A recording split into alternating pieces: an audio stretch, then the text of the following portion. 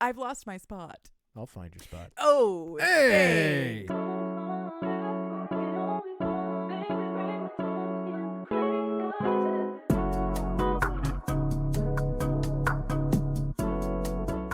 Hey, hello, and welcome to another episode of Cheap Smut. My name is Katie Mizell. And my name is Carl Mizell. And this is a podcast that is celebrating its 50th episode with very special guest Josh Fekete. Hello, everybody. Hello. Is there a delay, or did you just not know it was your turn? I think I just panicked. I think I just froze a little bit. That's fine. Valid. To peek, I would too. peek behind the curtain, we are starting our record about 25-ish minutes late because we were having some technical issues. And so then Josh has the audacity to not jump right on that question. Oh, no. And No. It's- Don't make him feel bad. oh, no. I don't need to say anything to make Josh feel bad. Josh is a professional. Oh, I exist in a state of feeling bad. Exactly. Yeah. No, see, I told you. It's because we're all from the Midwest. We just live in like a cloud of not feeling good enough. Yep. It's a combination of constant overcast and Catholic guilt. Oh my God, yes. Yep. Yeah, for those of you who don't know, Josh is a Cleveland native, and we are Michigan natives, but yet we coexist peacefully. Yeah, we do fine. Yeah, we put our Michigan-Ohio differences aside. And so, so for those of you who are new to the show, or just kind of going, what's this? A C. Rochelle book? This is we're covering the third book in the Villainous Thing series, which is called Putting Out for a Hero. by C. Rochelle. Yes. And Josh has been on for the first two episodes, which were Not All Himbos Wear Capes. Yes. And what was the second one? Gentlemen Prefer Villains. Gentlemen Prefer Villains. Yeah. So because Josh and I are both big comic book nerds, and so we were like, well, what the hell? We got to get Josh on. Plus, Josh is a very funny, talented individual in his own right. So we are having him back for the third book in this series, and because, you might not want to go back and listen to those episodes right away, Josh was kind enough, with Katie writing it. Katie wrote up a little previously on that Josh recorded to get you all caught up to speed, and I'm going to edit that in right here. Previously on Cheap Smut. Welcome back to a world of villainous things where superhumans live, laugh, and lay pipe. A metahuman's life is complicated. There are political alliances to consider, as well as family loyalties. And if you're lucky enough to find love, you better protect it with your life.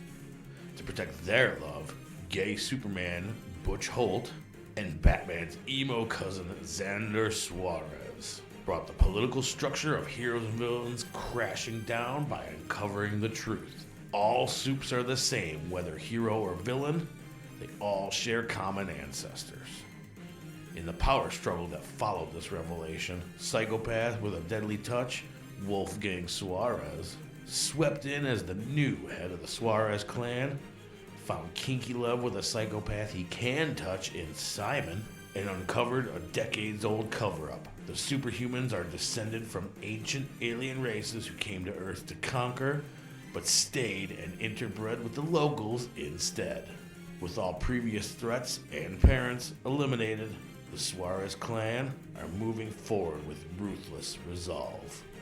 The siblings are all together again, and with Queen Simon at the helm, they are steadily becoming one of the most powerful families in this modern super era. But there are still unanswered questions. New threats are never far away, and some of them haven't been railed yet. Onward to more villainous things. So there you go. You're all caught up. Thank you for doing that for us. Oh, it was a blast. It was totally. The writing was fantastic, so it was an easy. Was it an really? easy go. I was trying. Oh, so I loved hard. it. It was a trip. I was trying so hard to not sound like I was being too she's trying to be clever. She's trying to be funny. No, there was some good alliteration in there, Yeah, which is yeah, always yeah. great. It's always fun to play on that I stuff. was trying to It give cool. you fun stuff to say. Oh, absolutely. Oh, it was totally. I haven't listened to the whole thing yet, but I'm sure it was totally. You haven't even listened to it at all. I just made sure that it came through and it worked. Yeah, as long as the audio is good, don't worry about listening Yep. to Yep, it. You have to exactly. edit the damn thing. Exactly. That is Josh's voice, and it sounds good. So, yeah, you know what? I'll fix it in post if there's any problems. It's not a big deal. So with that previously out of the way, this is a big book, and with a third person, we want to give this episode room to breathe. So normally we do a lot of crosstalk at the top of the episode, but we're going to just barrel right into it so we can give this story as much room to breathe as possible. So, Love, if you wouldn't mind. All right, let's begin. All right, so as we've said, this is Putting Out for a Hero, Book 3 in the Villainous Things series by Rochelle. It is available for $5.99, which is usually outside of our usual $4.99 price range, but we keep on keeping on for our gay supers because we love this series so much. You can also get it in signed paperback on Rochelle's website, which is the most beautiful website. It is so well organized. Rochelle, you have done a wonderful job with that website. Her website is also where you can find an exhaustive list of triggers, tropes, and kinks. In the book, it takes up, I think, 4 pages. Wow. Yeah. It's exhaustive. She takes pride in making sure she catches everything. So I think I used to have a subscription to Traumas, Tropes, and Kinks. If it doesn't exist, it should. Really jumped the shark when Condé Nast bought them out, though. Oh, yikes. Yeah. It was one of those things where you get a free subscription at Best Buy at the checkout, so I just kind of picked that one. It was that or Car and Driver. Yeah, and I'm just, ever since the old editor left, I'm not really into C&D as much. Yeah, so that's fair. I get it. Okay, so for this book, The Traumas, Tropes, and Triggers, our triggers are violence, sex, gore, death, family betrayal, biases, capitalism, Godzilla fetishes.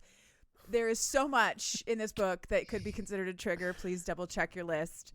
Our tropes are Achillean romance or male-male romance, forced proximity, fated mates, found family, spy versus spy, rivals to lovers, and shifter romance. I think Josh might have thought he was getting out of this show without ever having to listen to a monster fucker book, but he is wrong. I kind of thought we were going to go Fast and Furious at the end with the shifter thing. Oh. So I kind of got pumped on that. Thought this was going to be like a weird, like a Fast and Furious erotic homage. Oh, that's hilarious. But I am actually... Which, if you guys ever do that, you know who to call. Yes, we do. Yes, we do. I'm just going to put this out there right now. I am not going to type out all the tropes. I'm literally just going to include a link to Please do, to see Rochelle's yes, it's best that way. Yes. page because it's much easier for me that way. Yeah. And for our sex content, we have size difference, shifted sex, unique anatomy, light feminization, primal play, and all of the sex acts that one may expect when 2 male bodies are getting it on. Ooh, we can have some. Right. We can have some docking. Actually, oh no, not all of sword it. fights and whatnot. Yeah. Sword fights. And No, whatnot. no docking. No docking this time, but there is docking in Not All Himbos Wear Capes. If you want that, that's where you get that. It's in the first book. So, diving right back into our story, welcome back to the world of villainous things. Is there anything that you guys need a refresher on before we get started? Man, I really wish I had listened to that MP3 now. I think I'm okay. I think I've been sufficiently caught up. Yeah, I'll catch up. All right. The important thing that we need to know here is that in this world, superhumans are real, and capitalism ruined them. Remember that much. And, yes. and villains, As it does. Yep. All Yeah. things. and villains and superheroes are genetically similar. Villains and heroes are genetically the same.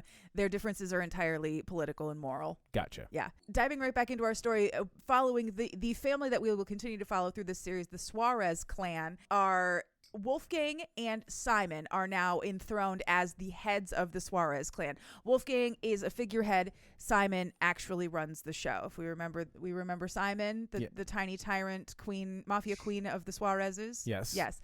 The family is now working on rebuilding and rebranding now that their parents are definitely for sure dead. We spent the last 2 books making sure that they were dead. Yep. As part of their PR campaign now in this modern era of soupdom, they have solidified an alliance with the heroic Salah clan, Salah. So Suarez and Sala are working together. Yes. Okay. Suarez, villains, Salah, heroes, are working together, and to solidify this alliance for entirely political reasons, they're intermarrying their daughter, Atmosphera. If we may remember her from the first book, or no, we may remember her from the second book where she made an ass of herself in Geneva. Oh, yeah. Yes. They are marrying her off to Baltasar, a.k.a. Blunt Force. Oh, that's right. And Blunt Force is our first MMC. So Baltasar Suarez, I will call him Balti for the rest of this. C. Rochelle has named Balti the king of the himbos, and I am going to give my stamp of approval on that. He is big, he's beefy, he's not necessarily bright, but he is very, very sweet. He is entirely muscle-bound in epic proportions. He's just a big dude, and he has the ability to shapeshift into what is basically a Hulk type creature. I don't think he is any other color, but he is in my notes as green, though. I don't know if you can see him. I have made him green. He is particularly good at being very charming in groups, and so his role in the family is to spy and collect information. He goes out clubbing a lot and gets a lot of like tidbits that he shouldn't be able to get, but he does because everybody thinks he's just sort of stupid and hot. That's Balti's role. So now they're marrying him into another family so that he can more effectively do that on a political level. But he thinks that this is the only thing that he is good for. Baltasar needs to go to therapy because his parents convinced him that his powers were basically useless and his only good qualities were in being a good enforcer and a good spy. So is this sort of like are they being duplicitous about this in terms of like marrying him into the family to gather more intel? Or is it sort of like mutually assured destruction kind of thing? Oh, no, they're being duplicitous. Okay. But okay, I was wondering if they were just trying to shove some Salas are being perceived just deadweight as off. duplicitous in their own ways. Right, exactly. Yeah. It is mutually assured destruction, but they're not going to like tell the Salas what they're trying to find. No. Yeah. So at the start of this book, Baltasar, Simon, and Wolfgang are flying into Sunrise City, which is on the East Coast. So the last two books took place in Big City, which is a Los Angeles type situation. Sunrise City is New England. Makes sense. It's on the east. Sunrise is in the east. The number of super universities that are around is any indication, it's the East Coast for sure. Super universities? Yeah, super universities. That's a new one. Oh, I mentioned them briefly, I think, in the first episode about this. They're universities where you can go to get your training and make alliances with various corporations and political groups so that you can get a job. That's basically what they're for. And they also host sports. They get off the plane in Sunrise City, and the first thing they have to do is go to a press conference where Dahlia Sala, aka Atmosphere, is in her like usual like media darling persona. They are selling this as love between houses and villains and heroes finding connections and blah blah blah blah blah. And then suddenly Baltasar is put on the spot and asked to speak in front of the cameras. You don't ask Baltasar to speak in front of cameras. Bless him. He is lovely, but unless he has a script, he doesn't know what he's doing. So he fumbles his way through, makes an absolute ass of himself. But the reason he does is because he has caught sight of our other MMC in the crowd. So our other MMC's name is Zion Sala. To make things interesting, he's Dahlia's brother. Okay. And he is the head of the Sala clan. He is the eldest and rightful heir and should be head of the Sala clan, I should say. But he stepped down for reasons that nobody knows about. No, he's never explained. He is even bigger than Baltasar. He is this giant, tall, broad son of a bitch. He is black with a dark complexion, a very chiseled face, chiseled body, incredibly unfair looking. You know, like it just makes you want to hurt him.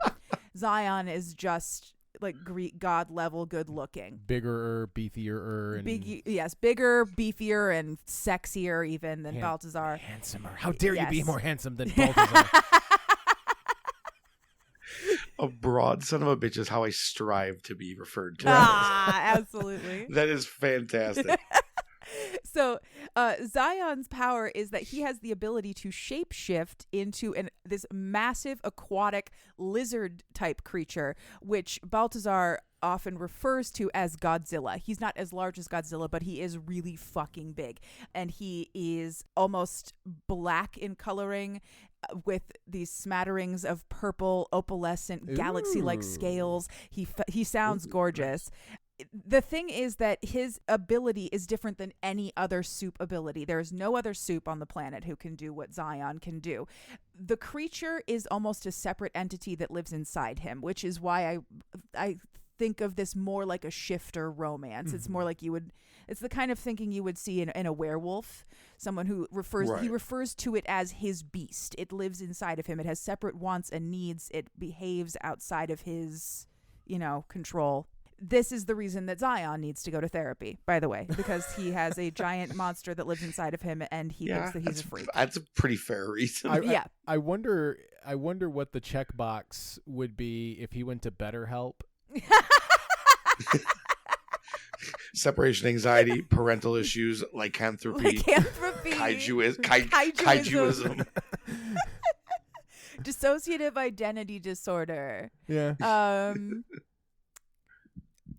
Is there a specific box that just says I'm a lizard furry? I don't know. Are you lonely? A giant lizard. Emotionally distressed. A giant lizard. Again, it's on the list twice. We need to make sure. You know what? I think I'm just going to check other. If you're a giant lizard, you have to tell me. It's the law. It's the law.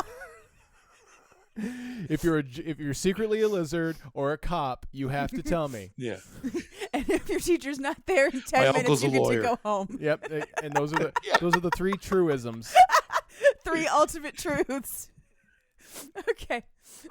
So Zion has caught Baltasar's attention, yes, because he is a giant son of a bitch, but also because he has a particular way of getting under Baltasar's skin because they are sports rivals. We have not introduced the element of superhuman athleticism yet. Oh, that's right. But they're athletes. Here we go. I forgot. She did briefly explain this to me. I forgot. They played a game called Death Ball, which I will discuss more at length later. I have a whole section in my notes that's just about the sports, but their player rivalry is what's most focused on in terms of their relationship. For years, they were presented as rivals because Zion played on a hero team and Balti played on a villain team, and they played in positions that were constantly in close proximity to each other. So their media presence is its own entity in a weird way, and there are a lot of flashbacks in this book to moments of them playing this sport, and I'm just like, just kiss already the entire time. I feel the same way because they're rocking short shorts, oh my god, crop top jerseys like an old 80s football player. Well, they're all wearing super suits with the face masks because even in the games nobody knows who they are. That's true. I didn't think about that. So they're all wearing skin-tight lycra and rolling around on the ground. I mean, oh yeah, just kiss already. For real. Not wearing jock straps. Those super suits are so tight you can tell what religion they all are. Okay. Thank you. Maybe the same people that make those new MLB jerseys, right, Carl? Exactly right. Yeah. Thank you, Robin Williams, for that joke. By the way, here's an argument that I am going to make right now: all soups are uncircumcised because of their enhanced healing factor. But did it kick in at birth? Like, yes. Were they born? Okay. Jesus. The doctor's got a bandsaw and it's just chipping teeth off of it. I can't cut this damn thing. Go get those construction guys still out there. Go get that cement saw, the one with the water that keeps the blade cool. Yeah, the water blade. You need one of the little precision water blades for cutting tile, not a big one. Just a surgery room, a surgical theater with a giant concrete saw and an infant just giggling. Oh my god! They try to use a laser and it just refracts off of it. It circumcises somebody else. I wanted that there. Hospital gets sued. He circumcised the wrong guy. Accidental precision accidental foreskin removal. Oh my god, is it perfect? Oh god. Okay, so we said we weren't going to digress. Fuck it, that was worth it. That's part of the story. Yeah, it's fine. That's canon. That's what happened. Yes. So what nobody knows about their sports rivalry is that Zion has had a desperate crush on Baltasar the entire time the media has been focusing on how much they hate each other. Zion has been like, I need him. Ever since they first faced each other on the death ball field when Zion was 21 and Baltasar was 18. They are now like in their early to mid 30s. So it's been a long time. Or late 20s, early 30s, somewhere in there. Zion still wants Baltasar more than anything, but the fact that Balti is marrying his sister breaks his heart, and he knows that he is now off of the table. So instead, he's just decided he's going to be a problem. Like, he's just going to be like an asshole who plays a lot of pranks and makes Baltasar's life hard. They have one brief interaction. It doesn't really go well. I wouldn't say that they're like at each other's throats necessarily, but the tension was tensioning. You know, everything was heightened. They were angry. After that scene, Baltasar speaks with Simon and Wolfgang one more time, and then they separate. And Baltasar is going to go and live on the Sala estate for the next month while they plan the wedding, which is like a traditional thing that they're supposed to do, but also he's gonna try and stick his ear against every wall and get as much information as he can. Not the word that you thought. You guys thought I was gonna say stick his dick and stuff. You guys thought I was gonna say stick his dick and stuff. Not the body part I was expecting to hear. No. He's gonna try and stick his ear on the wall. Come on, he's gonna try and stick his toe in every light socket. What? So he's gonna stick a quarter in every parking meter. What? It's just a kindness. It's not even legal. He's just being nice. So after he goes back to the compound with the rest of the family, he is put in a room that they have set aside for him. He very soon after learns that it's the room that they put mistresses in because it's like off to the side on the first floor so they can get out really fast. So it's a very disrespectful move that they have made here. And everybody is treating him like shit. Dahlia especially, she obviously is a raging bitch in real life. She doesn't want anything to do with him. She's certainly not in love with him. Well, her name's Dahlia. I don't know anyone nice named that. The only person that he has any good interaction with is a 9-year-old girl named Daisy. And he immediately likes her and treats her like the perfect little queen that she is and deserves to be treated like, which really endears him to her father, Zion. Nobody knew Zion had a kid, but he's got one, and she's adorable and perfect and wonderful. So he spends the next few days on the estate just kind of hanging out, getting the lay of the land. He's getting most of his tours are coming from either Zion or Daisy, and then he is spending his evenings having unbearably uncomfortable stuffy dinners with these wealthy East Coast superheroes. The entire Sala family lives on this estate, but none of the rest of them have names. Like there are brothers and sisters and wives and offspring, and none of them have names. I don't know who they are. That's great though. It makes this a whole lot easier. They are you don't have to worry about any of these jerks. They are presented as a table full of faceless, snobby assholes that Baltasar would rather die than go to. So perfect. The only other Salas whose names we get to know are the parents, and we'll just use their soup names. So his name is Major Obscurity. he's camouflage. Invisibility or camouflage, I'm not sure. And then her name is Lady Tempest. She does weather. Someone somewhere just heard Major Obscurity. Oh my god! Absolutely fucking pissed. Yes. They did not come up with that. It's so fucking funny because that's genuinely a great. Oh my god! Great character. It's so name. good. And you know who it is? It's Donnie Cates. It's Donnie Cates. He's so mad. It's either him or Garth Ennis because or like that's definitely like a boy. I feel like almost like a boy's name character. Yep. So he tours the grounds. He tours the house. It's a giant New England estate full of rich people. They have like their own death ball field and an indoor giant. Well, it's not a pool. So what they have is Zion has his very own special pond that he gets to swim in because his aquatic lizard needs to swim. It's like deep inside underground. It's a big fucking hole in the ground. It goes like 850 feet down. And Zion calls it his his pool, Baltasar calls it the death pond because it looks absolutely horrifying. It's just this big, deep hole of water in the ground. Oh my I know, it's very funny. I know every above ground pool in my neighborhood growing up could have been called that. Right? Death pond. Oh God. The death pond. I know Kevin Smith did this, 30 years ago now. Holy fuck. But like, imagine you're a contractor hired to guys, I need you. It needs to be about, like say 100 feet across, and then just Could we do about a mile just deep? about a mile deep. And we're gonna fill it up with this hose in the back of the house. It's gonna take 8 years. Run to the house, grab the hose, Exactly. bring it Bring here. a hose. Oh no, the water bill, guys. Doesn't cost that much more. You'd be surprised. You know what? We're going to get a soup who can drill into the ground, and then we're going to get another soup who can make water. There you go. Perfect. And we're going to Yep, trade done. skills for skills. Barters. Right. It's We're a just barter gonna barter. system. This is old Exactly. school. All right. Yes. So that's how they made the death pond. Either the death pond is there. So Balthazar and Zion get to know each other over the next several days. Their connection grows very, very quickly. Zion's inner beast is already considering Balthazar as mine, and Balthazar has a huge crush on Zion, which is confusing to him because he previously considered himself to be straight. He thought he was the only straight Suarez sibling. No, I guess no.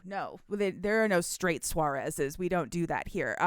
So Zion shamelessly flirts with Baltasar. It is filthy. There's constantly like just dirty whispering happening, and Baltasar is having the most horny bi awakening that ever happened to a human being. It's great. I found it all very amusing. Just watching him having shame boners and like running. It was funny. Was it like was it like me watching Falcon and Winter Soldier going, well that was when we were watching Falcon and Winter Soldier and seeing Sebastian Stan, and I was like, you know what? I'm gonna call it now. Oh no, because you didn't get any shame boners and run out of the room. Oh, that's if true. you had done that, then yes, I've but no. Never been shameful about a single boner in No. my life. Don't be ashamed of your boners, boys. Loud and proud.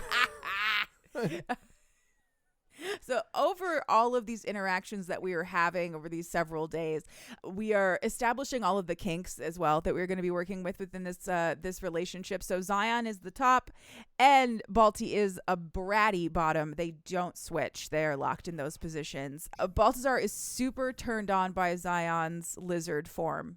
He has a Godzilla thing. He's into Godzilla. He especially is turned on by the claws and the teeth and once we get to it, special dick. Because he has a weird dick. No yes. shit. Oh, yes. Man. Watch out, Chloe. Now, I'm a big Godzilla fan, but I think Balti's got me beat. Yeah. I never wanted to fuck Godzilla. Aww. I think we're going to say I'm a big Godzilla fan, but I've never seen his dick. Same. Also that. I've never seen Oh, Godzilla's neither dick, have I. and I've never wanted to fuck Godzilla. Unless it's what the Matthew Broderick version posited Godzilla was a female. You know, that laid eggs. that's why Godzilla -1 won that Oscar. They showed his dick. Show us the dick. Show us the kaiju dick. Full frontal Godzilla. Godzilla. Yeah, they got the Oscar for full frontal kaiju nudity. Oh my God. It's an off-air I was gonna award. say. They give it in the pre-show. They give it in the parking lot. Please don't come in the building. In the parking lot. Just take your fucking trophy and get out of here, okay? They just leave it next to your tire. I don't even know why we have this category. Get away from me. It's under the wiper on their car. The Post-it note. Here's your dick trophy. We will not be validating your Holy parking. shit. Yeah. It's also like a Chick-fil-A gift card. Because you have to have like that post-meal like photo. You gotta get that Paul Giamatti at the In-N-Out shot. It's just a QR code on the bottom of the statue. It's actually really convenient. Oh my God. Okay. Okay. So the rest of the kinks that we are working with here. My kink is interrupting this I podcast. swear to Christ it is. My kink is Chick-fil-A. Himbo, got a kink? Chick-fil-A. Yeah, also If he had a kink, it would be chicken. That Yeah. is 100% for sure. So We are like in that way. other kinks that we have feminization and tutus. Balti is a pretty princess, so at some point we'll be working with that. Oh. Yes, and Baltasar also very much enjoys that he is smaller than Zion. So Baltasar is big, but Zion's even bigger. So he likes feeling like a little princess for once in his life. So let's see. After a few days, Baltasar calls home with concerns about his growing attraction to Zion. Like he basically calls to be like, I have a boner for my future brother-in-law and I don't know what to do. What do I do about this brother-in-law boner? Yeah, except that he gets Simon on the phone, and Simon has a very unique way of making everyone feel like shit. And Baltasar already has really low self-esteem, so he basically ends that conversation with like, okay, I'll keep doing what you want me to do. And he doesn't say anything. But he does at least talk to Wolfgang momentarily, and Wolfgang says, if you really don't want to get married, I will figure out a way to get you out of it, and Simon can orchestrate a terrible scandal, and he'll be fine. He'll be happy because he'll be able to ruin someone's reputation in the media. So it'll be fine. I'll just ruin someone's life. Exactly. NBD. That's all Simon wants. Well, I mean, if he's going to ruin someone in like a soup, they're all kind of shitty. Yeah, that's fair. So, you know. Yeah, it's like, take your pick. Yeah. So he ends that conversation being like, oh, by the way, did you know that Zion Salah has a kid? And then he just like ends the conversation and he has to go. Spoiler alert. By the way, see ya. Yeah. Very shortly after that conversation with his brothers, he learns that Daisy is half normie, and so her existence has been hidden, and she's supposed to be a secret. Nobody's supposed to know about her. So he won't tell his brothers anything else about her. They'll keep asking and he'll keep putting it off, but he's not going to say anything else about Daisy now because he wants to protect her. Zion catches Dahlia and their media relations manager, whose name is Preek, having secret conversations, and he's beginning to suspect that they're up to something nefarious as well. So for about a third of the book, Zion is investigating one thing and Balti is investigating another thing. They each have information the other one needs, but they're not going to share it. And I'm sitting outside of the book going, you people are morons and I hate you. Does anybody ever talk in this fucking book? Can anyone just turn to their friend and be like, hey, I think my sister might be planning some nefarious shit. Because then somebody else could be like, oh, yeah? What do you think that might be? And when you explain it, they can go, oh, shit, I know something about this. I understand this. And we can save ourselves a bunch of time and energy and confusion. Yeah. But no. See, Rochelle needs another 50 pages of book. Oh, I'm just kidding, Rochelle. I love you so much. Write me 100 more pages, baby. I was gonna say, like, at least she makes them good. She makes them so good. So, I've lost my spot.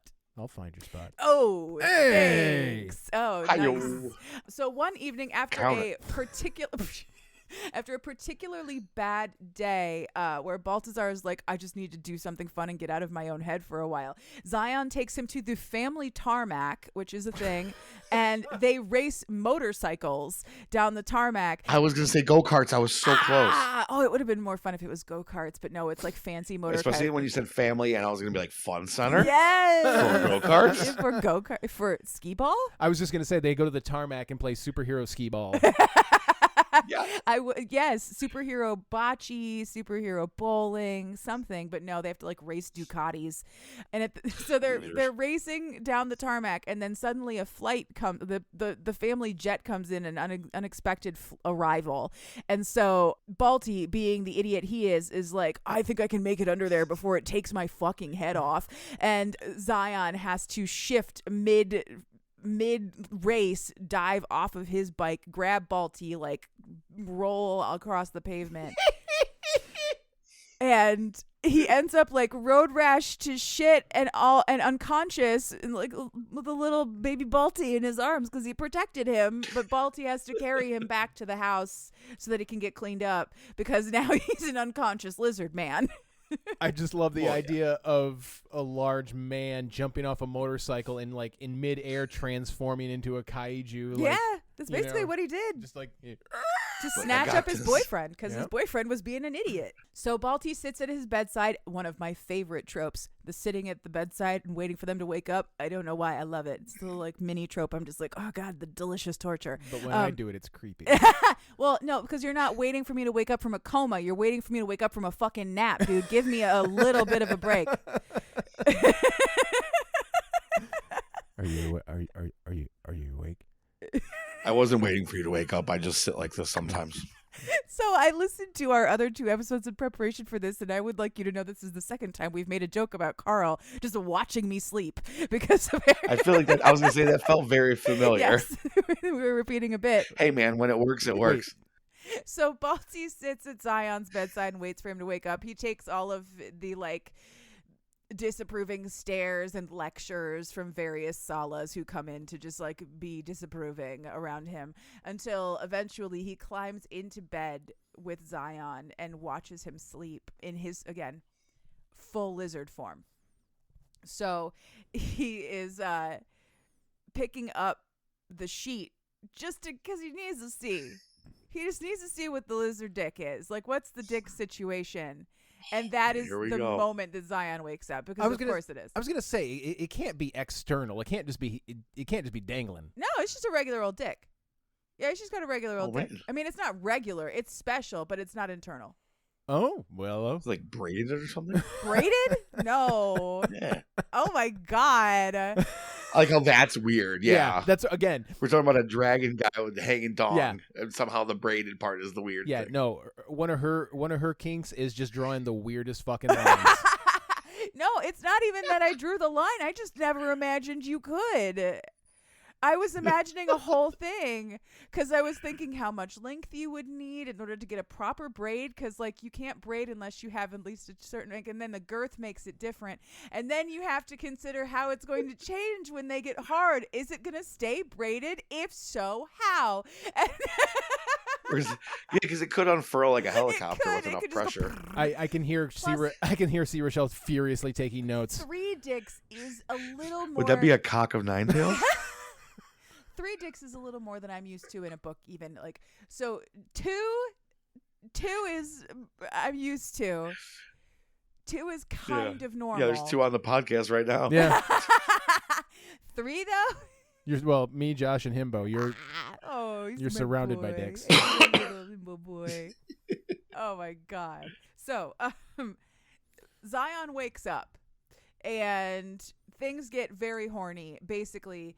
Immediately, he has Baltasar in his bed. It doesn't matter that he's like half road rash to death right now. The guy wants to see his dick. It's more important. There are more important things to do. Exactly.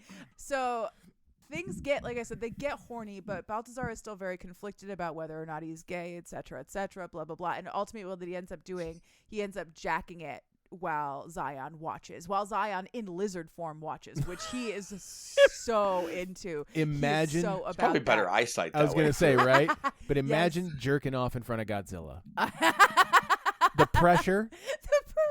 Right. Yeah. Can I worry about atomic breath if you don't do a good enough job? Right. You're like, no, he doesn't. At least Baltasar doesn't have any of those strange extra weapons like atomic breath. Thank God. Yeah, but he does have cold, dead lizard eyes that stare at you. With the double eyelids. Yes. Oh no! They slowly, but like the horizontal. They have the slitty. They don't express like human eyes do. I don't even like talking about them. Hit the slitty though. The worst kind of eyes. Yes. In the pantheon of eyes, it's easily the worst kind of eyes. No, goat. I will. This is again. I will disagree with you. Goat. Their pupils are rectangles, man. That's fucked up. That's actually kind of neat. I didn't know that. You didn't know goats have rectangular pupils? I'm shocked you did. How would I not? It's haunted me since I was a child. Ever since she looked in the cold dead eyes. Is it a family secret? You've never looked in the eyes of a goat? No, I'm from Cleveland. There are no I am goats. from Flint, Michigan. I have seen goats. Yeah, no, but You never been to a petting All I know zoo, about Joshua? goats is they yell. All I know is they yell like people. you are from Flint, Michigan, but Flint is a much smaller city than Cleveland, so it's much more proximal Yeah. to like camps. It actually is close to And petting places where they zoos. might have goats. There's a zoo in Oh my Cleveland, God. a nice one. Yeah, They but you have can't goats touch the I don't goats. think they have They goats. do. Just We went to the petting zoo that there. seems No, that was That Columbus. seems like not a. Oh. That seems like not a zoo animal to No, me. she's thinking of Columbus. Oh, I petted a llama at the Columbus Zoo and some goats. I'm so distressed that you don't know about goat eyes. I know you really got judgy on me for a I didn't second mean to there. get judgy. I was just really confused. You didn't know that, you fucking idiot? Their eyes are square. They You're are. stupid. She's gonna be. Get off my She's podcast. gonna be mad at me. What the fuck is wrong with your stupid friend? These fucking guys from Ohio doesn't know shit about goats. I thought everybody from Ohio knew everything about goats. This fucking idiot. Imagine being wildly misinformed about people from Ohio and thinking that was the thing they all knew. Oh my God! You know they think goats have normal eyes? Speaking of, the other Bunch day, of backwoods hillbillies. I heard the greatest rumor. About Americans. So British people think that Americans have never heard of the cha-cha slide. Let's keep up the gag. It's I like, know. Next time I see a British person, I'm gonna be like, "Hey, what's this dance thing?" No. I think we should make up more shit that they. Oh yeah, More random shit that they think we've Yeah. never heard on, of. on a different episode of the Yeah, show. because right now we are so far behind. All right, so there was jacking off. Okay. So at this point, Baltasar has now decided he is not going to marry Dahlia. He is too confused. This is the line. she didn't know goats had square eyes. That bitch didn't know about goat eyes. Can you believe I almost This married dumb broad doesn't know anything about goats. How'd you know Is it she wasn't from gonna Ohio? work? Yeah.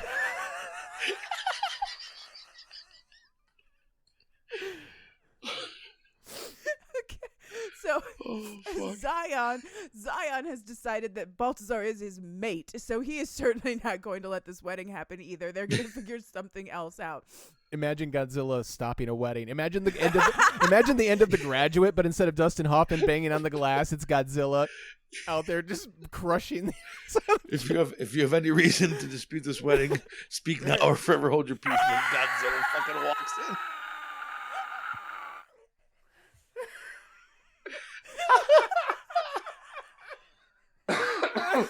I would just run. I'd be like, I'm out.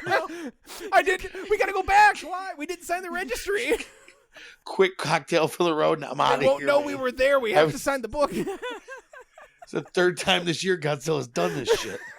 Just keeps crashing weddings. All right. Excuse me. So this is when we introduce the sport. So it is almost time for the Supremacy Games. The Supremacy Games are a council-sanctioned sporting event that's kind of like the Olympics, where superhumans play sanctioned super athletic events in hero versus villain teams for supremacy, etc., etc. They're all going for the gold. I don't know what all of the sports are. The only other sport that is mentioned in the book is a game called Bat Blast, which is like baseball but with explosions. Oh, sweet. Yeah. And this game, the game they play, Death Ball, is a combination of American football, rugby, and MMA.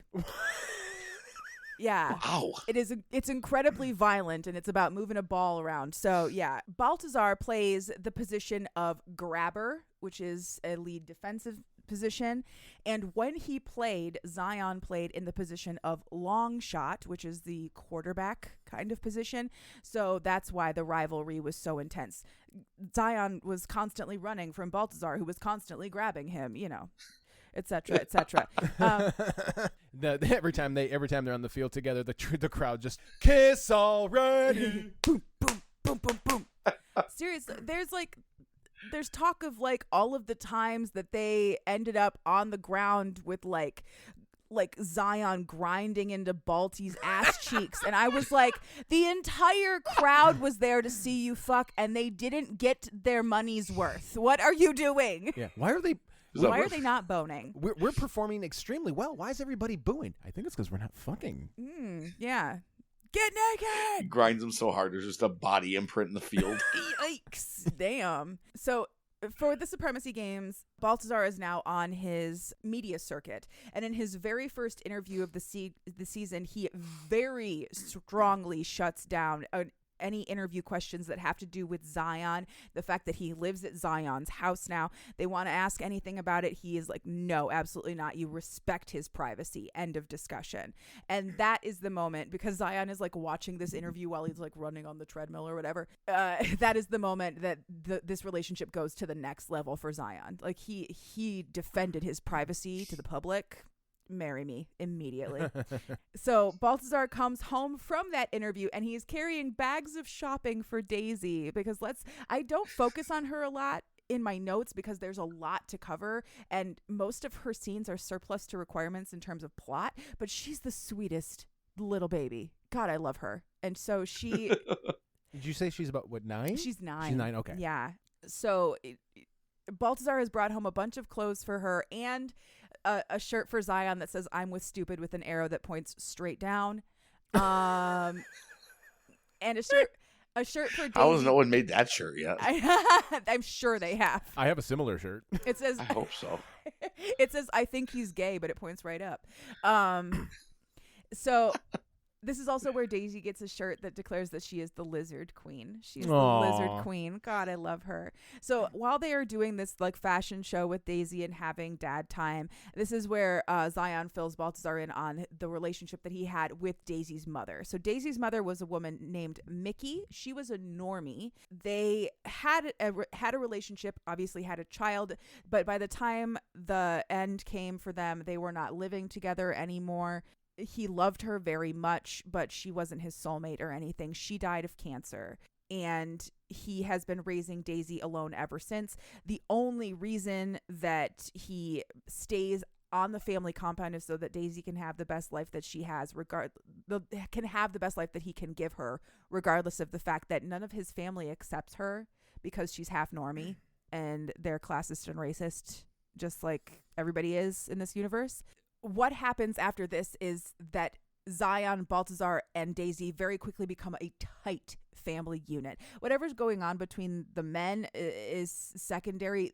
They surround Daisy. They are her daddies. They lock it in. And it is the sweetest, cutest, most wonderful thing to think of these two just giant, massive dudes who turn into even bigger, gianter, massiver monsters to kill each other. And they're just like, this is Queen Daisy. She's 9. I love it. I love it. After all of this, Baltasar and Zion have an argument, basically about Balti's continuing insistence that he's not gay. Sure. Still on that one, huh, pal? Sure, Jan. Balti finally storms out of the room and goes back to his own room where he has this.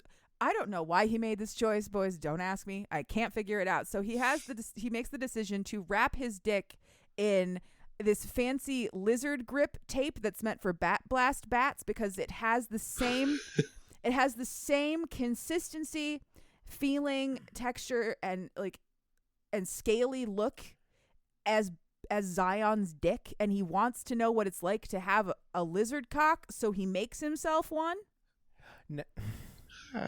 Now, okay, first of all, props to C. Rochelle, because there is a company called Lizard Skin that makes bat grips. I'm a huge fan. I have a bat out in the garage right now that is wrapped in a grip that I don't know if I'm going to be able to look the same way at. I'm sure he'll be just fine, my dear. I'm sure you'll be fine. It's so funny. Either that or you have to paint the bat to look like a dragon dick. One of the two. Remember, it's very dark purple. So after it's all wrapped up in this tape and he is very happy with his lizard dick creation, he jacks it. he comes immediately, and then he has to go to dinner with the family with his dick still wrapped in lizard tape. Awkward. Yes. Several hours later, We've all been there. it's Right? still wrapped in lizard tape because he can't get it off. Oh. I know. Oh no, this is a whole different set of problems. I know. That stuff is very difficult to get off. I can confirm. A bat. I don't know about a dick. I was gonna say. It's gonna I saw Oh, Josh your- like I saw you open your mouth to say some shit. So he has endured dinner and like movie night with Daisy and all of this with the lizard tape on, and he has finally put Daisy to bed, and he and Zion start to talk. They resolve the fight that they had earlier.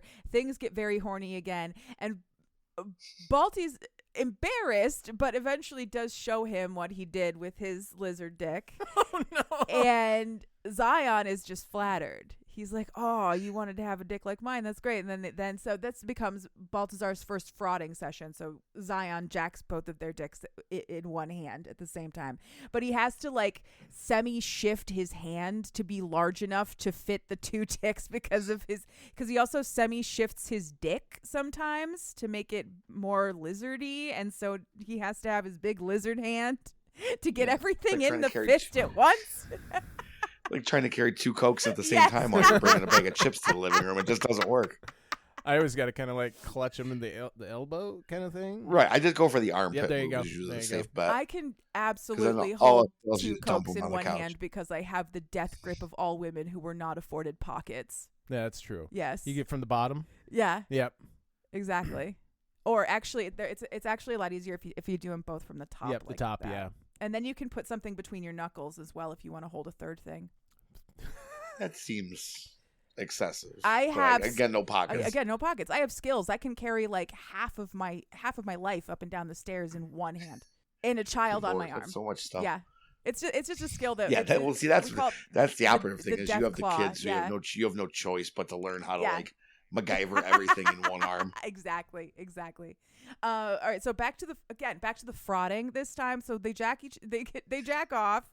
It's great. So they're jacking it. Yeah. So they're jacking it. So I was jacking it, right? Anyway, I started jacking it, and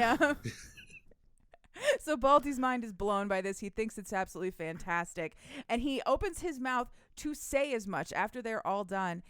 But Zion is anticipating that he is going to say some shit about not being gay again, so he puts the walls up immediately, and that is why we don't anticipate what people are going to say, kids, because this turned into a miscommunication trope, and it could have just been a normal conversation, but I had to suffer through the miscommunication trope because these two idiots can't talk. It could have been a could you shut the fuck up for 5 seconds and let me finish my sentence trope. But Seriously, but no. Instead, okay, so the next day, the whole family is gathered out on the lawn, and they're playing croquet while Baltasar and Dahlia have engagement photos taken. It's all very posh.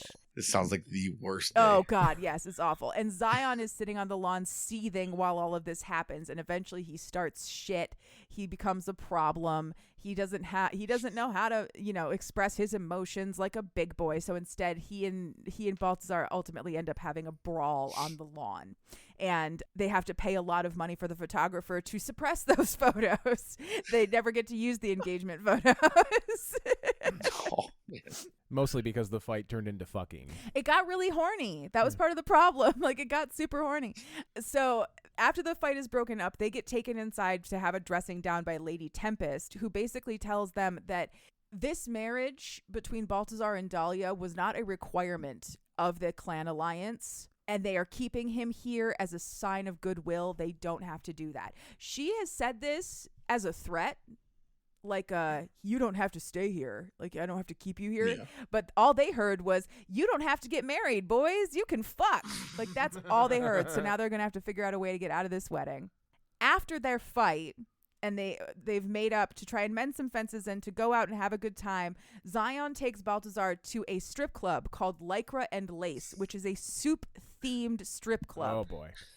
So after Perfect. first Baltasar has a small stroke because there is a woman on stage doing a Captain Masculine act with her titties out, and he's like, "No, that's my brother-in-law. Oh no."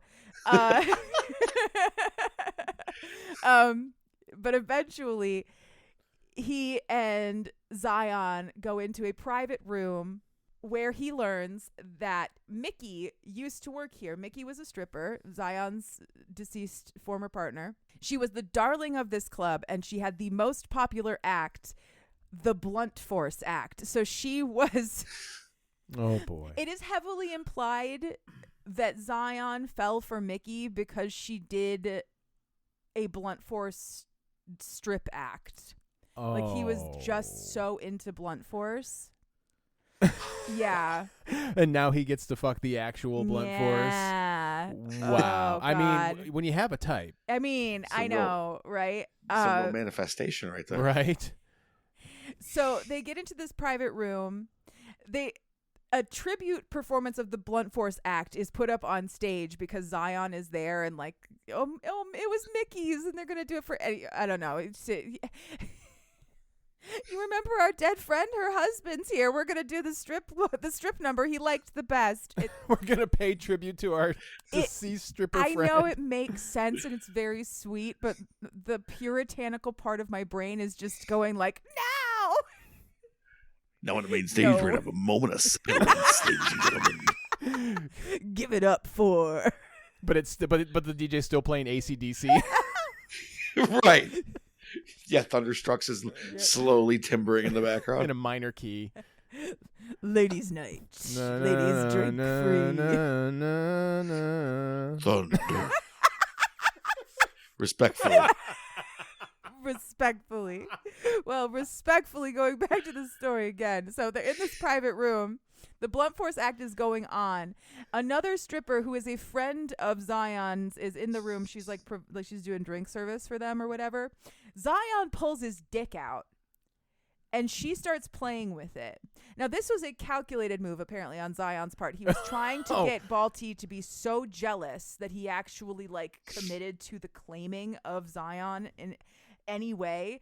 But I was just like, this was a little too close to cheating for me, for my comfort. I did not like it. So, see, Rochelle, you were not on my shit list, but you have gone down one peg. We can't stay mad at you. One full demerit. Whoa. One. I'll give you got like 50 for the book itself for how good it was, but I'm taking one away. All right. Okay. I'll talk to her, see Rochelle. I'll talk to her off pod. Okay. So Baltasar kicks this stripper out so that he and Zion can do sexy things in this private room of this strip club. Ultimately, what ends up happening is Zion fucks Baltasar's throat, and he loves it. Loves it, man. These people love their throat fucking. It's been in all of the books so far. Goddamn. No throat unfucked. See, Rochelle, no throat unfucked. You can have that one for free. Yeah, put that on your. Put that on your t-shirt. It's a great artist profile I was title. gonna say, put that on your banner when you go to conventions. Absolutely. So Zion comes all over Baltasar, and then he licks him clean. So I am not a come play fan. This scene made me uncomfortable, which means it is somebody else's jam. I hope you find it. Yeah, exactly. Because it's not for me, but it's for somebody. After they finish all of this, they adjourn to the back of Zion's car, where Zion eats Balti's ass with his crazy long half-shifted lizard tongue. Wow. Yes. That was a really good scene. A few days later, Daisy and Zion go to the death ball field where Baltasar and his villain team are practicing. And this is where we are introduced to a new character who will be very important for the rest of the series. His name is Ziggy Andromeda, a.k.a. Starhopper, who is the new long shot for the hero team. And he is a fan of Zion, so he comes over to talk to him. But Zion leaves that entire conversation feeling sort of unnerved and like he's not entirely sure what Ziggy's motives are. He then goes and he talks to the death ball coach and convinces him to fire the long shot that they have on their team, replace Baltasar, replace that position with Baltasar, and that he will train Baltasar into being the villain team's new star long shot. So Baltasar will no longer be attending practice. He's going to have private coaching sessions with Zion and their personal death ball field on the Sala property. Oh my God. Absolutely ridiculous. So extra. So extra. After that practice, Baltasar, Daisy, and Zion all go out for ice cream in the park until Zion spots the suspicious media manager Preek in town, and he leaves Daisy with Baltasar and follows Preek. Ultimately, that doesn't come to much, but we need that information for later. Baltasar spends the rest of the day being Daisy's second daddy. In the next scene, they sneak into the kitchen so that he can show Daisy that he knows how to cook. And the very terrifying cook who works in this kitchen ultimately decides that he is a very good cook, and so he gets to stay. So he doesn't have to go to dinner anymore. He's going to assist cook at all of the meals instead. Oh, nice. Which is really nice because he gets out of all of those horrible meals. So now every meal after he finishes helping with cook, he gets to sit down at the children's table because none of the children are allowed to be in the fancy dining room. He gets to sit down at the children's table with Daisy and all the other kids and Zion and have a normal, enjoyable dinner instead of the shitty, uptight dinner that he had to go to before. Bunch of squares. Right. Absolutely. The men have now decided that they're going to make this relationship permanent. They just have to figure out how to, machinize their way through everybody else's machinations to make this happen. So the first thing they do is they start sharing information. Do you remember when I said before that we could have skipped a lot of book? Thank Christ. Yes. They start sharing information. They compare notes. By the end of this book, Baltasar has told Zion a bunch of secret stuff that only the Suarez clan is supposed to know. And Zion has told Baltasar all kinds of secret shit that only the Salas are supposed to know. And ultimately, they come out on top because they shared information. God damn it. Fuck. That's my rant. Idiots would just talk like adults. Swear to God. Swear to God. So some other information that we need to know. Dahlia reveals that she doesn't want to get married either, and that she is also investigating whatever is going on with her. With Preek is a secret lab that her parents have.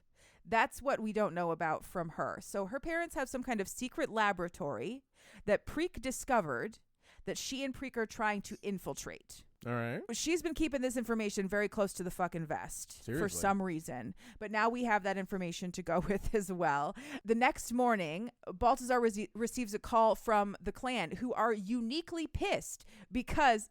I can't just say he receives a call from the clan. That does not sound right. I'm sorry. He receives a call from his brothers, who are very pissed because some of the horniest photos of him and Zion wrestling on the lawn have been leaked to the press. And this is a problem because it's causing a scandal that they did not orchestrate. And so they can't control it. Yeah. You got to control the narrative. Yes. Simon is pissed about the PR. Wolfy is also pissed because Baltasar refuses to give any more information about Daisy. Ultimately, he leaves this call with everybody very mad at him, but he stays on for a few more minutes to talk to Xander because Xander has some questions specifically about Zion's dick. That's how it starts. He's like, I'm a scientist and I have questions about lizard penis. And he's very So listen, about this dinosaur dick. So he's very surprised to learn that it's not a hemipene. Like most lizards have a penis that it's like a little sac that comes out and it's got two little heads, and he's just got a regular dick. Xander's like, oh, that's very interesting. And they continue talking for a couple more minutes until eventually Xander concludes this call by saying, well, yeah, it's not surprising that you're so into this guy since it sounds like he's your Inventus. Bum, bum, bum. Oh. Do we remember what an Inventus is? Yes, like a fated mate, right? I remember I remember the term, but I do not remember the definition. So it's a fated mate. It is a super soulmate who, when bonded, will increase your power. Oh, so you say they bring each other, they lift each other up. They lift each other up power-wise and emotionally, and also they lift each other's dicks up all the time, But they are Inventuses. So Baltasar leaves that call going well, holy fuck. Okay, he's my Inventus. Now what do I do? By lunchtime, Butch and his mother have arrived at the compound. Apparently, Wolfgang has sent Butch to get more information because Baltasar refuses to give more information. So Butch talks to Balti and Daisy in the courtyard, and he like probes Daisy for power the way that they can do, and she feels that feeling, and she gets really upset about it, and she starts crying, and that just sets Baltasar off. So he shifts and just sacks Butch in the middle of the courtyard so that Daisy can get away. When he shifts, his clothes rip off. So this is a giant naked man just like jumping on Captain Masculine because he made a little girl cry. Absolutely perfect. Lord. Absolutely perfect. So Zion comes back from whatever he was doing, finds his daughter crying, finds out that Butch is on the family compound, and he's pissed. He goes full pissed off protective dad mode. They have this like pissing contest, very political, quiet but violent conversation between each other that doesn't really amount to anything, except at the end, Zion realizes the only person who could have told the Suarez clan about Daisy was Baltasar. So he's mad. So... But is he the only person? He is. Okay. He is the only person who should have, the only new person on the compound who would have been able to tell them that. All right. They leave this conversation with Balti telling Butch to back the fuck off because Zion is his Inventus, and so Daisy is off limits. And that immediately puts the brakes on for Butch. He's like, oh shit, okay, you said the I word. Never mind. Okay, I'll tell everybody to back off now. They leave. Balti goes down to Zion's death pond to find him upset and moping, and they have a conversation about it. They start swimming. Things start getting sexy. Balti is like, hey, I want you to like do the whole mating and biting, the whole thing. And Zion says, no, because that's permanent. I'm not just going to do that because that's permanent. And Baltasar says, well, what's the big deal? You're my Inventus anyways. Oh, wait, shit. No, well, Zion didn't know that. So he starts having a meltdown. And he can't just say that. Yeah, and he ends up sulking at the bottom of his 800-foot death pond for the next several hours, basically, because he needs to go to therapy. He thinks that he is not good enough for Baltasar. He thinks that he is a big lizard freak who is going to somehow ruin Baltasar's life by being his mate, etc., etc. Go to therapy. This podcast is sponsored by BetterHelp. The next day, during their death ball training, Baltasar tells Zion the last bit of truth that he didn't realize Zion needed to know, which is that they're all descended from alien ancestors. It's not that he's a freak. It's just that he's got more powerful alien DNA in him. That's all it is. He's just closer to the original. Yeah. And Zion's like, okay, so you're crazy. Now, that doesn't mean you're not sexy. You can be both. You can be both. But then Baltasar's like, but no, but there's this cave in Argentina, and we have all this information. And Zion's like, what do you mean a cave in Argentina? I have pictures of my mom in a cave in Argentina. I never really understood why she was there. What if this is all connected somehow?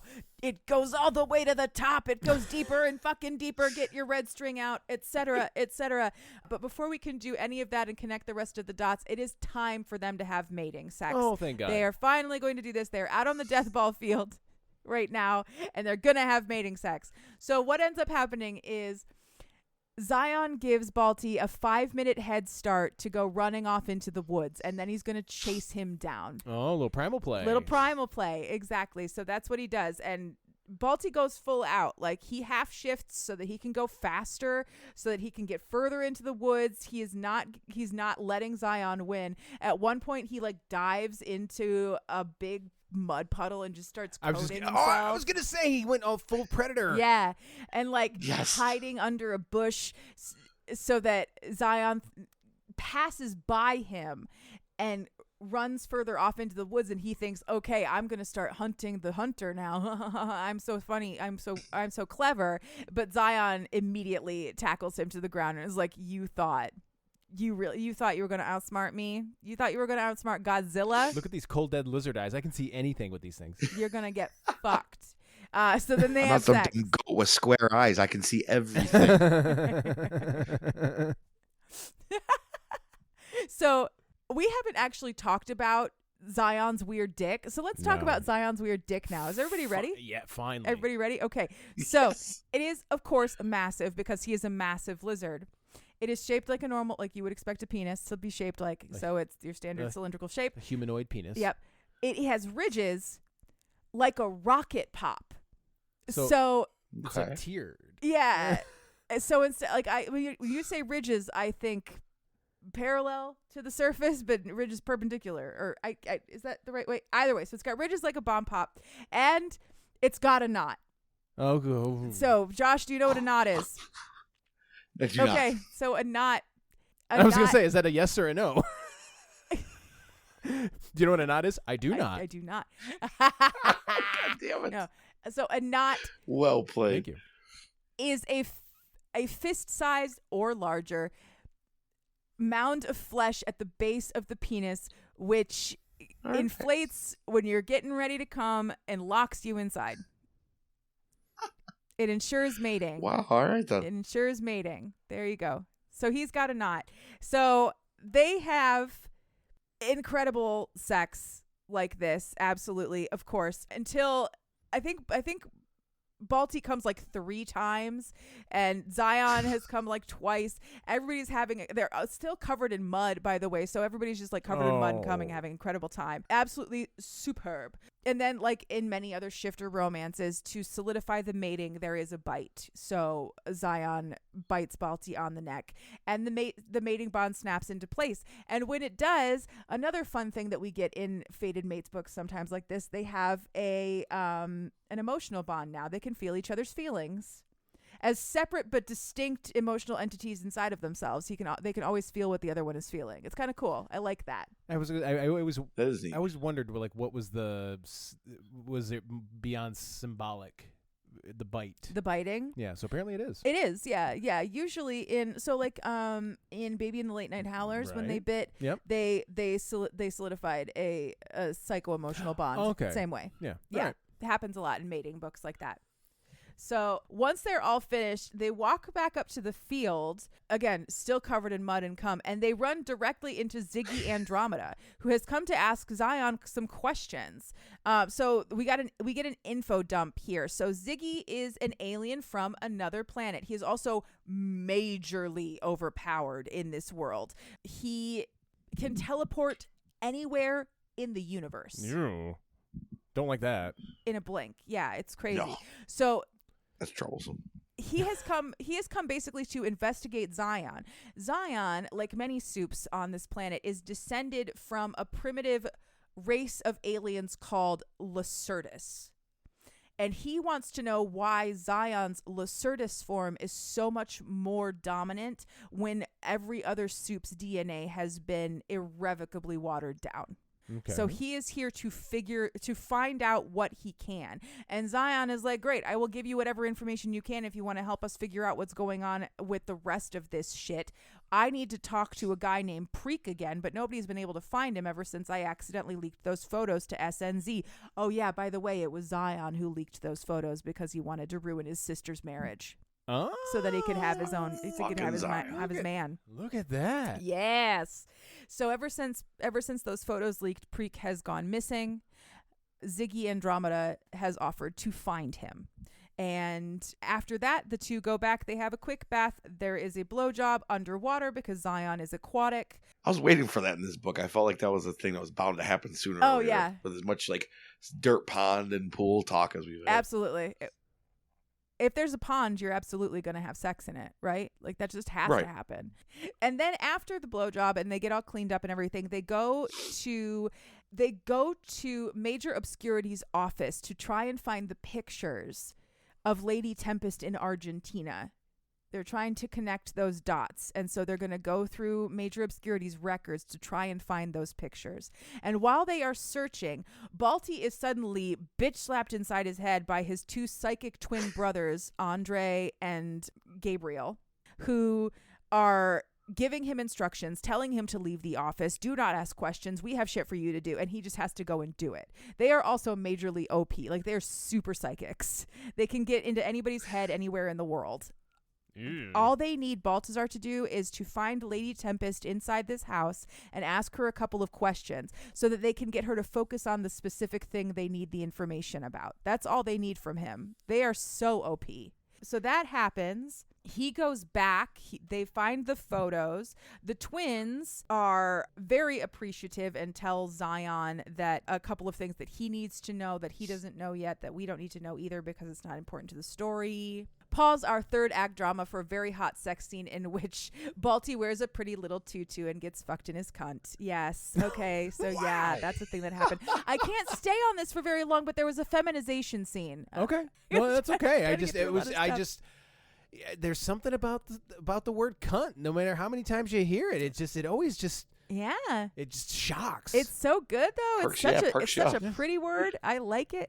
So from here on in, we are in third act action basically the whole time, and I'm going to dump a bunch of stuff on you all at once. So Baltasar and Zion go to the perfumery where they had previously followed Preek. This is where they discover major obscurity, yelling at the clerk because they had not received their shipment of something. They don't know what that shipment is, but it smells like Zion's death cave. It smells like Zion's death pool. After confirming that Preek had not been fired but instead has disappeared, Baltasar realizes that Preek is actually a double agent for an organization of lesser-powered supes who want to rebel.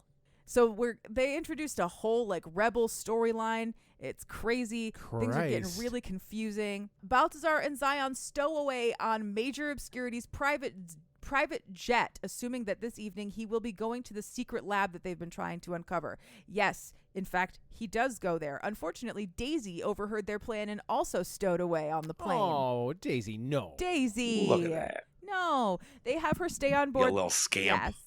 So they have her stay on board the plane while they go inside the lab. Inside, they find an automated bottling plant, bottling what smells like Zion's death pool.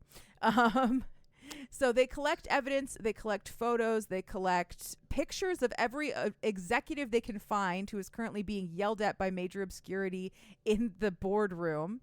And they're just about ready to leave when they spot Daisy poking her head around on the bottling plant floor. So Baltasar grabs the files and goes down to grab her and get her out of the building. Just as the alarms go off, the building starts to shudder. Security comes in, guns blazing. He gets Daisy out of the building, and he and Daisy stand just outside and watch as the building explodes. The entire building. Egads indeed. It went from 0 to 60 for me. I was like, okay, so we're rifling through some drawers. Oh, cool. His lizard herring can help him open a safe. Now there's 50 men with guns and everything's exploding. Explosion. Holy fuck. Suddenly, Ziggy Andromeda is also on the scene, and he offers to help. Zion is dead. As far as Balti knows, Zion is dead, but okay. He's screaming at him like, I cannot leave without my Inventus. I need him more than anything. Ziggy is like, I will take care of this. And blessed, sweet little Queen Daisy grabs Balti by the face and says, I know where you need to take me, but we need to go right now. You need to calm down. Everything's going to be okay. No 9-year-old girl should ever have to be the voice of reason in a traumatic event, guys. Come on. The building just blew up, kid. Her dad was in there. And she's the only one handling this well. I'm so proud of her. But goddamn, she needs the biggest squishmallow you can buy. So she has him take her to her mom's old apartment, which happens to be just around the corner from Lycra and Lace, but it's safe and nobody knows about it. So that's where they're going to spend the night. The next thing that Zion knows, he is floating in a depthless void full of beautiful glittering stars. And then suddenly he is on the pavement in front of Mickey's apartment. He doesn't know how that happened. And at first he doesn't think it's real. He goes inside the building. He finds Baltasar sleeping on the couch. They figure out that each other are real. There was a solid 5 minutes of thinking that somebody was haunting someone or somebody was hallucinating. I mean, the guy died. They had to figure it out. But eventually they realize that he absolutely is real, and they aren't asking any questions. So they go to the shower to have celebratory sex about it. Of course. Where they experiment with Zion making his cock bigger and bigger and bigger and bigger just to see how much Baltasar could take. Just because he can. That was crazy. That was a lot of fun. Absolutely. And then in one final, very intense dick-swinging negotiation with Wolfgang, the clans come together in an agreement, the outcome of which we learn in our epilogue. So they take all of that information, all of the evidence they managed to steal from the bottling plant and the laboratories. They use that information along with Wolfgang's general scary dog privileges to force Lady Tempest and Major Obscurity out of the thrones of the Sala clan. Zion takes over with Baltasar at his side, and Wolfgang and Simon will continue to run the Suarez clan. Neither clan will try to overtake the other. It's a true alliance. Good for them. Instead of continuing with the violence, we are finding a new path forward. Good job, everybody. Breaking the cycle of violence. Exactly. So Zion and Balti's romance is played up for the press. They are married on the field in uniform on some special on like sports television. It's schmaltzy but adorable. Xander confirms that the Sala parents were dosing Zion with whatever was in those bottles in his personal pool. So they were having all of those bottles delivered to their estate and filling his pool up with essentially a serum that they had created with information from the Argentinian caves to bring his Lacertus traits forward so that they could have a powerful kid. Like, that was the only reason for it. They completely destroyed this man. That is sneaky. Just so they could have a powerful kid. Yeah. Because the Suarezes had just announced the birth of the Hand of Death. And they couldn't have that, so they had to have Lizard Baby. Like, they just couldn't have that. These people are so fucked up. This universe is full of people who should not have had children. No shit. Jesus Christ. I think we're all on the same page on that Seriously. one. So the rest of the epilogue, the only things that we really have are a big gay West Coast birthday party for Daisy. So it's a birthday party for Daisy. She turns 10, but there's rainbows hanging all over the walls. And Zion's like, I know this is because, or Balti's like, I know this is because I suck dick now. Like, they hung rainbows from the ceiling. No, it's fine. I'm okay with it. I get it now. Because I suck dick now. And that's fine. So they're having this birthday party for Daisy, and suddenly Ziggy Andromeda is on the scene, and he is there with Preek, whom he has tortured a lot to get information out of. Preek has apparently stolen a bunch of that serum to try and give lesser soups more powers, so there may or may not be a storyline involving another soup revolution coming up in the future. But the main information that we need to have for next time is the introduction of the big bad guy, Teo Coatl, the mastermind behind the Lacerus Serum Lab, and apparently an entity of incredible power. Zion looked in his eyes for one moment before the explosion, and all he saw was the depthless void of stars. He is absolutely scary, and luckily, Wolfgang already has the twins living in his house. So we will find out all about that next time in Enter the Multiverse, Book 4 in Villainous Things. Thank you so much for coming on this journey with me, this very long story, which I clipped down so much. I hope I got it all in for you. Again, like we always say, go read the book. Please go read the book. There's no way I can get these books in to a recap. There's no substitution for the real thing. I mean, no matter how good of a retelling you get, but yeah, I think you did a beautiful job, Katie. Oh, thank you. I appreciate it. I try my best. I'm sweating like a pig right now, hoping I didn't forget anything important. You did a great job, and Rochelle did a great job. Again, such a wonderful political intrigue. Sexy fun superhero, like it's got so it's such a delicious Venn diagram. Yes. Yeah. That I absolutely love. And because this is the episode is running long, and we're not going to talk about what we're into or anything like that, but we are going to give Josh an opportunity real quick to tell us anything that you want to tell the listeners. You have a podcast. Would you like to tell the listeners about that podcast?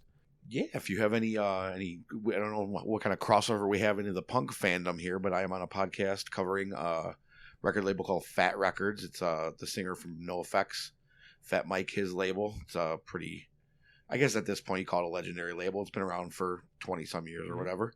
But we do breakdowns of every Fat Records release chronologically and mostly in order. So it's like a song by song breakdown of an album every episode, and then we do 2 rival records that have come out within like roughly the same year and are generally in the same, more or less the same genres. Absolutely. That sounds so cool. It does. Yeah, it's a lot of fun. I haven't listened to it yet because I make podcasts, so I generally don't consume too many podcasts. Right, yeah. But you know I love you. Oh, of course. So it's not like you don't really love me, you don't listen to my podcast. Yeah. What is it called again? It is called On the Record. And you can find it pretty much everywhere. We're on Spotify, Apple, Google, all that fun stuff. So we are just about finishing our 3rd season, and we'll have our 4th coming up probably later this year. Excellent. Fantastic. I'll link to it in the show notes. Don't you folks worry about it. Thank you, buddy. I appreciate it. Of course, and thank you so much for coming on. And before we go into the outro, because I forgot last time, should I tell everybody what we're doing next week since... Well, yeah, you should tell everyone what you're doing since you're the one who read the book. I read a book for next week. That's right. Oh, you guys are doing a reverse Cheap Smut. Yes, we are. And in honor of the start of the Major League Baseball regular season, I read One True Outcome by K.D. Casey, and I cannot wait to tell everybody about the book because K.D. Casey, in addition to writing some terrific smut, has written for publications like Baseball Prospectus, which is like a very serious baseball publication. And so the baseball talk in the book is phenomenal, and the smut is phenomenal as well. So I can't wait to tell everybody about that. But in the meantime, you can find us on social media. We are on Instagram and TikTok at Cheap Smut. If you would like to send us an email, you can do so, cheapsmutpod@gmail.com. If you would like to support this author, you can go to our link tree, which is in the show notes. The top link will take you right to this book. It is not an affiliate link. We are just trying to help the author out. We do not get any money for that. We do get money from the fine folks that support us on Patreon. And if you would like to join this group, Stephanie Hawkins, Gemma, Lady Squishy Buns, Tia Esk, Rob Gatika, Angela McNichols, Katie Hurd, Gwendolyn Harper, Seneca O, and Rebecca K, you can do so for the low cost of $1 per month. That is all we ever ask because, again, we are Cheap Smut. The music that you hear in this and every episode is called Nostalgia by Mackay Beats. You can find it along with thousands of other songs free of charge for you to use at the Free Music Archive, freemusicarchive.org. God damn it, Josh Fekete, thank you so much for coming back yet again and never disappointing us. Oh, man. It's always a pleasure. So fucking funny, dude. Ugh, you are so great. You. Thank you for being here. Have a great night, man. Oh, anytime. You guys too. And listener, if there is a book in you, write it. And if there's fucking in it, I'll read it. And then she will come on this show and explain it to me for your entertainment. Bye-bye.